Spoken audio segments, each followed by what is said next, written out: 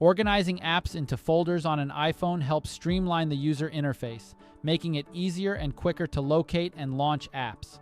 It allows users to group similar apps together, enhancing efficiency and productivity. One way to organize your apps is to place them into folders. To do that, touch and hold the home screen background until the apps start to jiggle. To create a folder, drag one app onto another app. Drag other apps into the newly created folder. You can have multiple pages of apps within the folder. To rename the folder, tap on it and then enter a new name.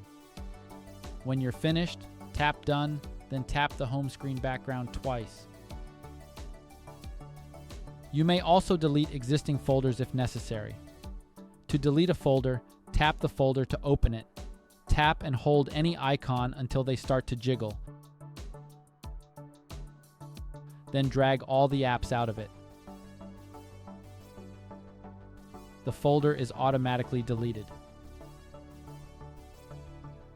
You can move an app from a folder to the home screen to make it easier to locate and open. Go to the home screen page with the folder that contains the app, then tap the folder to open it. Touch and hold the app until the apps begin to jiggle.